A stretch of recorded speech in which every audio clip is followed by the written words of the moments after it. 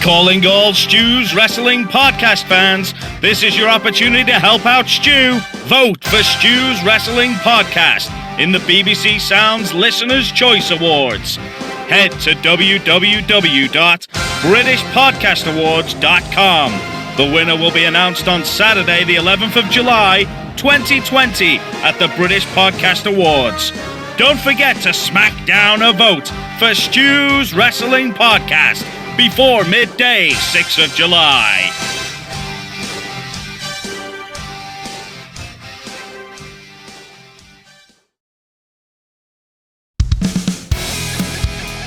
You're listening to Stu's Wrestling Podcast, established 2019. Direct from the North Wales coast, his verbal skills definitely outweigh his wrestling ability. It's time for British Wrestling's sharpshooter, your host, Stu Palmer.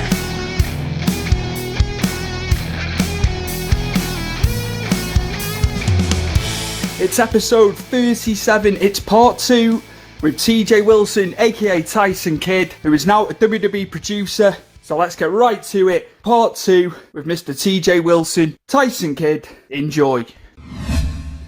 Did you know, I'm sure you're aware of Neville Pack years ago. Yeah. Oh, just Teddy Hart wrestled him years ago and would always sing his praises and always talk about him and how great he was, and had nothing but good things to say about him. So when I met Neville for the first time, we already kind of had that kind of correlation, and then I knew right away that this.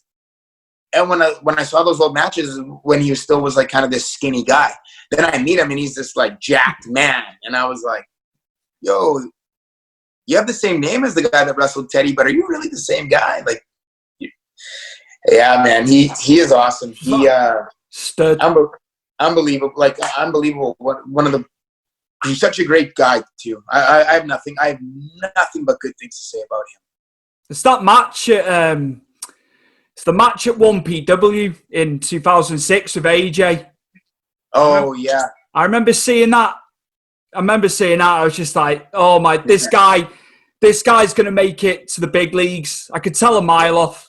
And that's wrestling AJ. It's just like, incredible. Yeah, who else? Right. Who? Just going back to you. Sorry. Who else in your tenure at NXT? Whichever guys did you enjoy mixing it with? I know you've listed a few. Yeah. So then, I wrestled Dash Wilder once, just in a short singles match. I enjoyed him, obviously. I'm trying to think. It was funny because I kept kind of wrestling the same guys. Like I kept wrestling like Finn and Hideo, or like I wrestled Corbin. I wrestled Corbin on the first NXT show that was in Columbus, outside of the first show outside of Florida. And he was supposed to be the baby face, and I was supposed to be the bad guy, and the audience wasn't having it. But I'm a professional. I did my job, and but I really like wrestling Corbin, and we both have a lot of respect for each other to this day. I really like Corbin. I think I could tell the same thing back then. Like I showed up, I was tag team champion at the time, so I just had done like Friday live event, Saturday live event, Sunday live event, Monday TV, Tuesday TV. Then Cesaro and I drove wherever TV was. We went to Columbus, and we did Columbus, and I wrestled Corbin, and so this is like day 6 in a row. And I was just he was still kind of green at the time in terms of he hadn't been wrestling a very long time, but he was much farther along than he probably should have been. And I was just happy that I showed up, and he had a lot of ideas for our match, and he was excited about the match, which gave me some energy that I desperately needed. And it was good. I'm trying to think who I got a lot out of watching the tag team division kind of come up at that time. Blake and Murphy and the Vaudevillains and Revival weren't quite a team yet, but they were doing stuff, I think, in promo class, but they weren't quite featured on NXT yet during my time there. And seeing the rise of the women, Sasha, Bayley, Charlotte, Becky, of course. I've known Becky since 2005. So to see the rise of them was really cool. And the couple NXT shows I did, and like the live event ones, and I'd see them on these live events killing it. So I was like, okay, they're not just having good TV matches, they're having good matches every day, these girls. So it was very cool to see. I remember flying to Abu Dhabi, and I got there in the time difference, just whatever. I get real bad jet lag, but I think my sleep is not great on best of times anyway. But I remember waking up and I was like, oh, there's TakeOver right now. I was like, I should probably try to go back to sleep. And I was like, well, I want to see what these girls do in this 4-way compared to our 4-way. So I turned it on and watched it live. I was watching TakeOver live. I don't know the time difference. It was like 5 a.m. or something in Abu Dhabi, and I'm watching the women's fatal 4-way match live because I was that invested in what they were doing. Oh man, just going back, just because my mind's going when you're telling me stuff. Tyler Breeze, I'll echo what you say. Obviously, worker standpoint, you get it, and I'm sure you get it from a fan standpoint as well. Sure. The match with Liger at TakeOver. Oh yeah, very underrated. I loved it big time. I remember he was texting me, and I was very excited that he was wrestling Liger because. Yeah. Well, it's funny. I wrestled Liger a lot of times in tag matches, 6-man tags, never in singles. But I remember, like, someone asked me, how many times you wrestled Liger? Like, I know the number. I wrestled him 18 times. I wrestled Liger 18 times. Breeze wrestled him once, but it's the one time it's a singles match that I never had. But I remember texting with him, and I was really excited for him. And I thought, in terms of a guy he's never even met before and he's never locked up with before, I thought they went out there, and I thought they had, like you said, a very underrated match. And I thought it was awesome. And I think it goes to show we know how we as fans and we as performers, we know how good Liger is. We've seen his body of work over the last 30 years. We get that. Yeah, but it's good to see, like, for me, a guy like that I know, that I believe in, a guy like Tyler Breeze, it's good to see him have that kind of performance. It's just like, if someone asked me to do a Mount Rushmore, I just couldn't. I couldn't do it because there's too many guys. There's guys that didn't get the titles but were just incredible. I can't. Someone puts me on the spot. Yeah, it's going to be a top 50, top 60. I just couldn't. Yeah. It's so funny you say that. I'm not far off from you when people talk about a Mount Rushmore. I'm like, okay, so 4 people. Even if you want to say 5, I don't know. I don't know who to put there. It's just.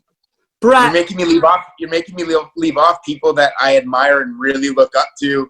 That I think, like if I can only name 4 or 5, then number 6 is a guy or a girl that I probably think is, absolutely untouchable as well. But I can't put them on because you're right. I'm with you. It might be 50 or 60. I want to talk to you now. Obviously, going back to the main roster, and you and Cesaro together, man. I loved it. Man, it was so funny. Probably you weren't there, but since you were at SummerSlam 92 and I mentioned WrestleMania 26 in Phoenix, what are the odds that you were at SmackDown in Liverpool in 2014?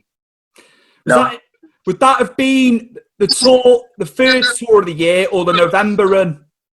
The November. You're not going to believe this. You know the photos I sent you on Messenger before? I don't know if you saw him. Yep. With the what, Romer?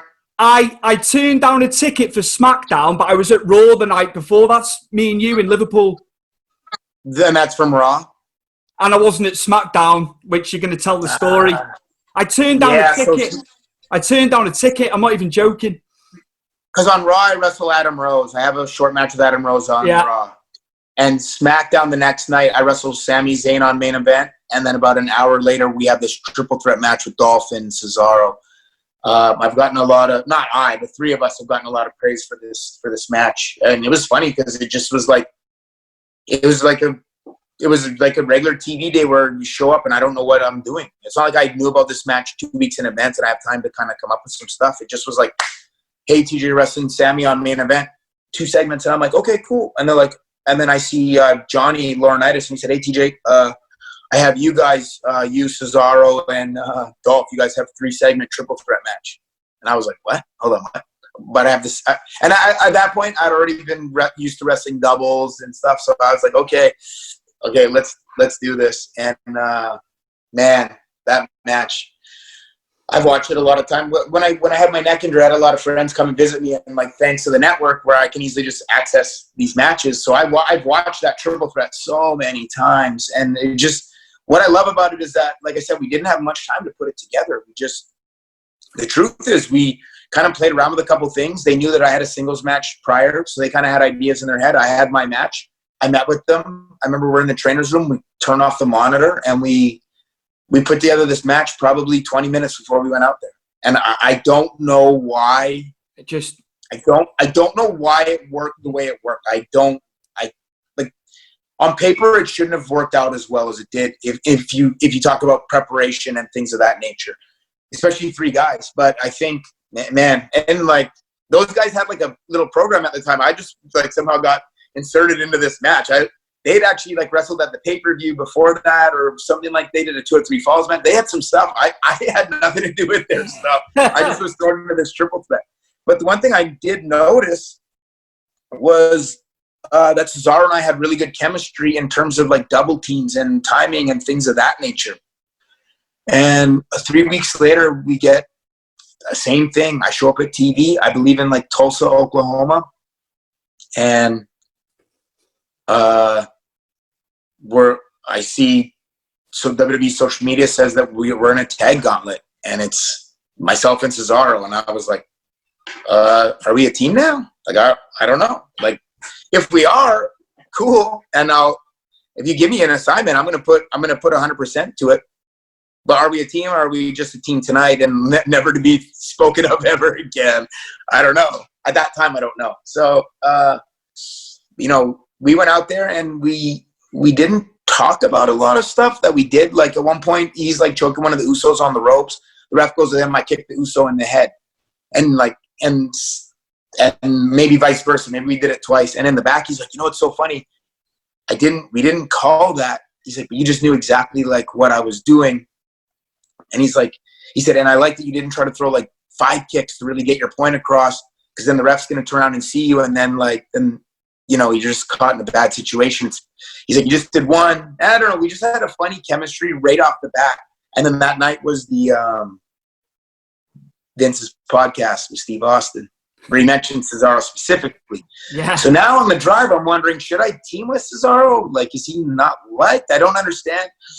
Because I was kind of, before that, I was kind of in my own weird realm. I was like managing Natty, and I was like doing stuff in the girls' matches, and like there's a match where like Natty wrestles Nikki, and Natty knocks Bella off the ring apron, and I catch Nikki and like put her back on. Like I was involved in these girls' matches that normally the guys aren't really allowed to do. So like I was kind of in the people were chanting Natty's husband. So I kind of was in my own weird realm in terms of what I was doing, and I was like, do I want to not do this in terms of like, I love Cesaro, and I like later on I would really, really love him, but I was like, and then I thought about it for a second, and I said, you know what? When we go to these towns, say like obviously Europe, but say like New York and LA and Chicago, they love this guy, and now they're going to be so much more behind him that Vince said these comments about him on the podcast. I was like, no, this is a great thing.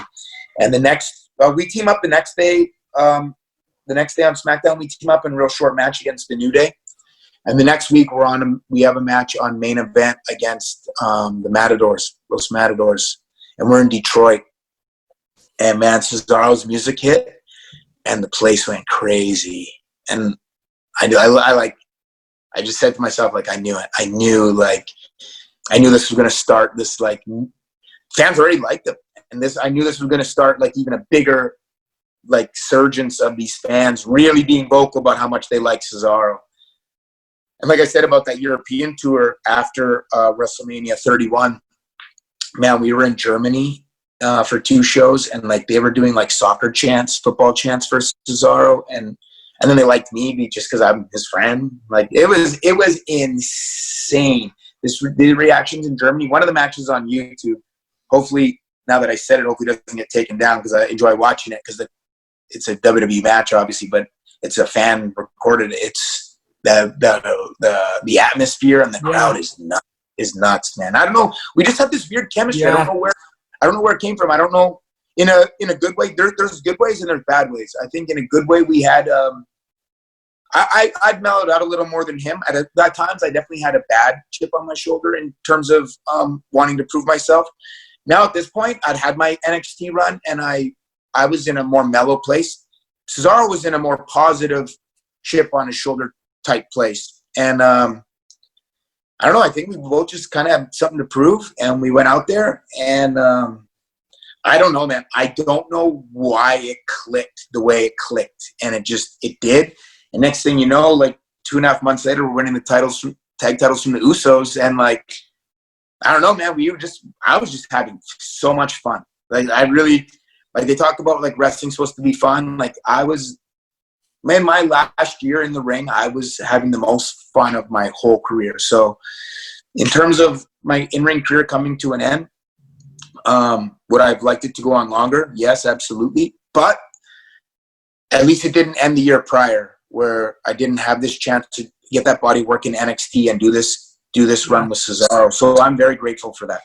Stars, just to go back, you're saying about you coming together and it worked. Stars aligned. Yeah. Stars aligned for the pair of you. Like, you know, I loved it. I like the little man, big man, you know, tandem. And I think I work best in that situation. Obviously, you did it with Harry. So yeah, it's just what you know. But the pair of you, man, honestly, me and the big staunch wrestling fans who've gone to WrestleMania. Yeah. We've gone to WrestleMania many times. There's a lot of us. Everyone, I mean this now. That Tyson and Cesaro, incredible. Everyone. Man, that means a lot to me. It really does. What I love about that is we literally teamed for 6 months exactly. We teamed from December 1st, 2014, and then I got hurt June 1st, 2015. We teamed for 6 months to the day, and like people still talk about it, and it was 5 years ago. And so that means the world to me. It really means the world to me because, like I said, I was riding that wave, and I did an interview for a friend back home, and he asked me if I knew of any like long-term creative that we were going to do down the road. I knew nothing. I just knew that like I was coming to work and I was really happy, and it was really fun teaming with Cesaro, and he made my job so easy. Cesaro made my job so easy. I didn't have to be the quarterback anymore. I could just kind of be the guy that you tell me the plays and I'll just go run them. And a lot of times in my career, I was being the quarterback, and now I didn't have to be. And it was fun, man. It was just literally so much fun. Is wrestling fixed? I didn't know it was broken. This is Bill Apter. And in my book, titled Is Wrestling Fixed? I Didn't Know It Was Broken, you can find out all the backstage stories. What is Vince McMahon really like? What's Triple H really like? How about my relationship through the years with Ric Flair, the American Dream, Jerry the King Lawler, and much more? Go right now to Amazon.com or any place you buy your books and look for Is Wrestling Fixed? I Didn't Know It Was Broken by Bill Apter. See you at the matches. GTG. Often imitated, but never duplicated. Kind of broad at the shoulder, narrow at the hip. No other promotion give us any lip. We the best of the best, the beasts of the East. SOS, simply out of sight. GTG. What he said, good times guaranteed. Am I all right? Am I all right to ask about the injury? Yeah, we can talk about it. Just out of respect, like I didn't, I don't want to just wade in there and say, no problem. Yeah, just obviously we're all gutted. I know. Yeah, we're all gutted, man, over here. My close friends. Just if you could talk about the injury in the match with Joe. Thanks for talking about it as well. Yeah, no problem. So I guess there's some particulars I can't really get into. No. But what happened was when we hit, I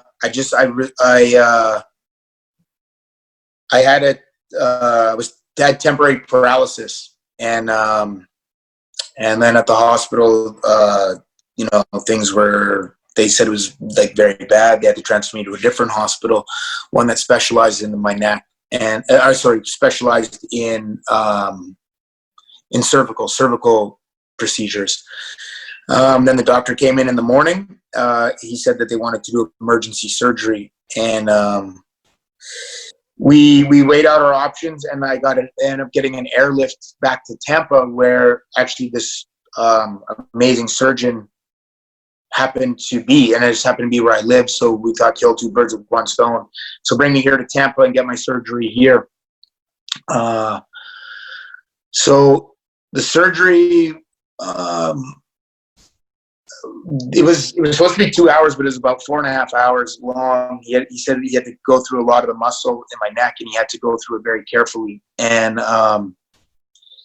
the injury is very close, very similar to like Christopher Reeve's injury. And he told me like my head was like a bobblehead basically when he went in there. And he just said like he said outside of God, he said he would have to say that if he was going to attribute like to science, why I was okay from this injury was the muscle in my neck kind of held everything together and kept things in place so it didn't get worse. But and it took me a long time to heal. My only other injury prior to this was I tore my knee in the end of 2012. And with my knee, I could rehab it, and I had to obviously let it kind of heal and run its own course, my knee, but I could rehab it and I could kind of control it getting better. But with with my neck was the opposite. I just had to wear this neck brace all day long and let the bone fuse over the work that he put in there, the metal and the screws and the rods. I had to they place a piece of bone, and then your body grows its own bone over that. And I just had to let it take its course. So it's the opposite of my knee. With my knee, I was training 3 days a week at this rehab place for hours. They loved when I would come in there, and they've since said like I was one of the hardest training guys they've ever had. With my neck, is the opposite. I'm not even supposed to move my head. I just sit on my couch for a few weeks prior to the surgery, and then 3 months post surgery. So almost 4 months of just like sitting around with a neck brace on, watching my neck get really skinny, and just hoping that it heals properly and that the bone goes over the fusion. It sounds so weird. I've explained this to people. Wrestling, like it sounds so weird to say, like the normal like wrestling neck surgery, the fusion is about like C5, C6, C7 in that round. Mine is my C1 and C2 are fused. The very first two discs in my neck are fused together. So I got a lot more range of motion back than I was supposed to, but right off the bat, you're supposed to lose 50% side to side. I have pretty decent side to side. It's not obviously as fast as it used to be, but I can get by easily in my daily life for the most part. Took me about 2 years to kind of like heal and figure everything out, and I kind of knew right away that my in-ring career was over. I kind of knew that second. I didn't face that right away. I waited and just to see. But I knew like when people were like, hey, like basically, like actually a guy not too long ago saw the scar on the back of my neck and he said, oh, did you have a stent put in? I said, no, I had a C1 and C2 fusion. I said, the disc that holds my C2, the ligament that holds my disc, my C2 ruptured and the C2 hit the spinal cord. Then he told me, he's like, you almost had an internal decapitation, which is true. That's what it was close to being. Yeah. So it took me a long time to heal, and I knew when I landed, I knew I was probably never wrestling again, or that I wasn't wrestling again. And it took me a while to kind of maybe come to grips with it. When you do it, I wrestled for almost exactly 20 years, July 1995 to June 2015, and I could look at it one way that I was just starting to get ahead in that last year, my body of work, and I was really starting to get ahead with things. I could look at it and be bitter, or I could look at it and be positive and be happy that at least I got that year and it didn't happen a year prior or 2 years prior, or I never got signed. I know, I don't want to live life like that, but I am very grateful for that last year that I got And it took me about 2 years to heal and work things out with myself and with the company and with myself, like mentally. And then when I took the role as a producer, I started in LA in June, I believe June, I think June 26, 2017. If that's a Monday, then that's the day I came back. It's the day that the Ball family was there as the guests of Raw. Anyway, first guy I found, I went to the production meeting, and the first talent I found was Samoa Joe, and I pulled him aside, and we had a good talk, and I let him know that at no point during any of this did I ever have any ill feelings towards him or any anger towards him. I know there was no malice. He wasn't trying to hurt me. He wasn't like, watch this, I'm going to hurt him. I know that was not the case. I mean, and to the point yesterday, he sent me a text and asked me if I wanted to come over and watch UFC at his house. Like, I'm good with Samoa Joe. He came to the hospital that night. We would text frequently. He's a class act, man. We spoke then, and you know, we would talk through text throughout, and in some weird way, our careers are always going to kind of be intertwined. But and you know, maybe that's a good thing. I don't know. But, you know, it could have been worse. So I'm just thankful that it wasn't. And what's very funny. So I've almost found like I have found a new love in what I do as a producer. And in a lot of ways, it's really weird, but I get more fulfillment out of what I do now than I did. I mean, not always, but maybe just, or at least just as much. But I think I get more fulfillment now than I did as a talent. It's very weird. It's so hard to explain, because I'm very proud of the hours I put in as a wrestler. And I'm very proud of the body of work that I have, and I'm very proud of my reputation amongst the talent and amongst the fans that have met me. And I'm very proud of that. I believe I always carried myself as a professional. But at the same time, what I do now, I have a genuine love for, and I didn't know that I would, and I think I was almost kind of forced into this, obviously. And turns out, like, I love it. I love it a lot. It's cool, man. Thank you for sharing that. I think there's a lot of young talent, especially here in North Wales. It just shows you the reality when you get in that ring and what can happen, and these guys training. So thank you for sharing that, man. I appreciate you talking about that very personal matter to yourself and your career. No, like we all go through things like that. Like when I was in the hospital, I wasn't on any painkillers or anything. They're just checking my my blood pressure and my heart rate. And it had been like 2 days, and they were waiting on this airlift to take me from San Antonio to Tampa. And I was like starting to get irritable. And I was like, hey, like, you guys are just checking my vitals. I get it, but like, I'm sitting in this bed. It's really uncomfortable. The bed at my house and my home is really comfortable. And like, this TV is like not good. And I have a really nice TV at home. Like, I don't want to be here anymore. And then the guy's like, sir, I can't let you leave. And I said, well, you can't keep me here. I literally, like, I'm just getting stir crazy. I just have to get out of here. And they were like, please, please. And then this woman came in, and then she's the one who said, she's like, sir, your injury is very similar to Christopher Reeve. She said, the truth is your C2 controls your breathing, and you should have suffocated to death on impact. And she said 95% of people don't survive this. And of the 99%, so of that 95% of people don't survive. So of the 5% do. She said, the 99% of that 5 are then generally paraplegic. She's like, for some reason, you're able to walk, you have full function of your limbs. Like, please just like, let us help you. And then like that literally put everything into context. And like, I was like putty, and I was like, all right, like I'm yours, whatever you guys need to do, you have to do it. And you're not going to hear another complaint out of me. So they really put things in perspective, and sometimes you have to go through these things, and you really kind of like like, I've learned life is like, I see life very different now than I did prior. And it's not as fast now, and it's not like not everything.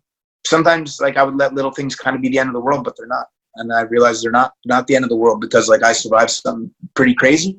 I don't know like how or even why, but I did, and I realized that the things that I used to think were the end of the world literally have no effect on me whatsoever in my life today. So I mean, it is what it is. I remember reading the percentage, as you've said. Yeah. I was just like, I was just so glad. I was just so glad you're still here, man. Honestly, I mean that. You know, I couldn't believe. I appreciate that. I couldn't believe the percentage like that. Me either. It's just still like, eerie when I think about it and say it. by the grace of God, like, you know. Yeah. Just right. I want to talk to you now about modern day wrestling. That I think maybe can we talk about stuff outside the WWE? Am I allowed to? Yeah. If I mean, the truth is, if I'm knowledgeable about it, I'm so in a WWE bubble right now. I mean, I'll try. I don't know. I don't know what I even know outside of WWE at the moment in terms of wrestling. Which guys? I'll start with outside of WWE. Which guys outside of WWE do you enjoy watching in current wrestling, current products? I mean, I'm always going to be a fan of. Like, I'm friends with like a lot of guys in this business, so I'm always going to be a fan or keep an eye out on guys' matches. Like, I'm always going to watch Neville's matches, and I get along great with Cody Rhodes, with Cody, the Young Bucks. Like, so I'm always going to watch their stuff. In terms of that, I watch wrestling all the time, but there's a lot of like. I know there's a lot of like up and coming people. Like I try to keep an eye on. Like recently, I came across his name's Akira. I can't remember his last name. He's an Italian kid that's in All Japan right now in the dojo. And someone sent me a link to this video of him training in the All Japan dojo. And then I like followed him on Instagram, and I sent him a DM. And then then we DM each other a bunch. And he sent me matches he wants me to watch his, and I'm gonna watch them for him. And just like. So like I didn't know who he was. I've watched a little bit of one of the matches. I haven't finished it yet. But like so there's like a lot of guys like that I just don't know who they are until someone kind of brings them to my attention. And I like a lot of my friends will tell me about like certain English like guys on the indie scene that I just don't know. I just don't know who they are. Like they're real young or they're real new, and it's not an insult to them by any means. But I just don't know a lot of them. It's I'll be partial about it. Oh yeah. It's just incredible the amount of independence now. Yeah. TNT in Liverpool, they term it the biggest secret, but it's not a secret, man. Aside from what's going on at the moment, but I'm not going to talk about that. There's some great guys. Yeah. Honestly, and it's a great time to be a fan. If you can't get over to America, it's perfect. Man, it looked like it was, especially right before this this whole quarantine. It looked like it was really. I mean, for the last few years, it wasn't like it just started. No. But it looked like that scene was really exploding. A lot of them have followed Progress's lead, maybe on a smaller scale, but yeah, sure. Which is smart. Sometimes you have to find where you fit in, and it's not always doing the same thing as everyone else or going for the same piece of the pie as everyone else. Sometimes your slice of the pie is smaller than other people's slice of the pie, but you're still getting a little bit of that pie too, so you're not starving. And it's a matter of finding that and then like creating your own thing, and it's very cool to see it. Again, I'm watching it really from the outside. Yeah. But it looked like it was a lot of fun to be a part of. It's incredible, man. I'm going to throw a few names at you that I like. What about Hangman Adam Page? Now, I was a big fan of his from Ring of Honor. Have you seen much of him? Yep, and I've become a big fan of his. And I didn't really know much about him until a few months ago. And I think he more than most. It's unfortunate there's not an audience. No, because I think that audience really started. They loved him. They really started taking him, and he was becoming like I thought the biggest thing they had. And not having an audience, I think, is like as not hurt him. It just stalled it, and it'll be cool to see when it's back to normal because man, he had really found whatever it was that like that propelled him to the next level by a lot. And I think he's super young, right? I think he's still really young. Mid-20s, Adam. Yeah, that's scary. I couldn't believe it in Ring of Honor. Everyone fantasy Booker as a fan. If I was Booker, obviously when Damian Priest was playing the character in Ring of Honor, they had some good matches, but Adam Page deserves to be TV champion, in my opinion. Sure. I could see you're not wrong. But like you said, it's different strokes for different folks, isn't it? It's what you like. For sure. That's what I like. He's hard hitting. He's got charisma. He can move. Yeah. He's got a bit of everything, hasn't he? Yeah, I agree. He definitely does. And he's, I know I use this kind of phrase a lot, but he's found who he is. Yeah. I believe he's really found who he is. And what's kind of scary, as long as he keeps an open mind, and I don't know him at all. I've never met him. I don't believe I have. And I have a pretty good memory, so I don't believe I have. But as long as he keeps an open mind, what's crazy is what we're seeing now is just the beginning. So that's kind of scary. Dalton Castle, I'm a big fan of as well. Yeah. I've seen his stuff. He's brilliant. He could be on a bigger stage, 100%. No doubt. And in time he will be. I think just where those guys who take wrestling to this different art form, it's unbelievable. It's just everything with him. It's just everything. He's doing good stuff with Joe Hendry now, the tagging and all the stuff outside. So yeah, just cool, man. But right, cool. I think we should close out and talk about your wife. Okay. I'm a big fan. Of Natty. My wife. Sorry, what's that? My wife isn't the biggest fan of wrestling per se, but Total Divas, she loves it, and obviously Total Bellas. And she's a big fan. You're gonna have to tell your wife about this after. All right, I will. I know she gets it time and time again, and it's cool, man. Total Divas is kind of like opened a bridge for some guys, their wives, and it's funny because ever since Total Divas, like I'll know right away what someone usually knows me from if they come up and they recognize me. If they call me Tyson or they call me TJ, I usually know right away what it is. And like, man, it's funny. It's funny how many people actually know me from Total Divas. It's crazy. Yeah, it was just.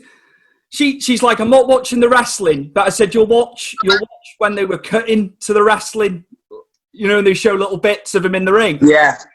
She likes your wife, honestly. So yeah, that's awesome. That's cool, man. Right, man. I think we'll close out now. I don't want to take any more of your time. No problem. Where can the viewers and the listeners find you in terms of social media? So my Instagram is at TJWilson711. I couldn't get TJ Wilson, so I added the 711 because that's my birthday, and it's a big convenience store here in America and in Canada. But so I added the 711 because it's my birthday, and then my Twitter is at TJ Wilson. It's very easy. That's cool, man. Right, awesome. My guest, what an absolute pleasure, man. Honestly, my pleasure, man. Thank you so much. It was a great interview, and like I said, you asked me some questions I'd never been asked.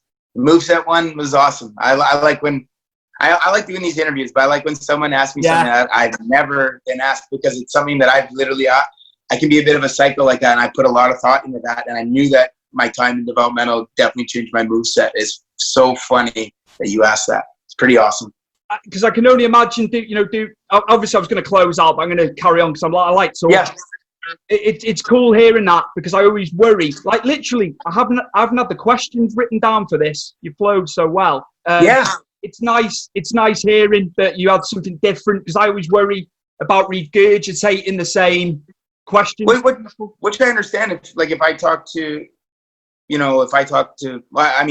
let's just take Brett out of it because I know him well personally. But if I talk to like Steve Austin about some of his matches, I'm sure I'm going to ask him the same questions that other people ask him because I don't see him on a daily. I get it. I understand.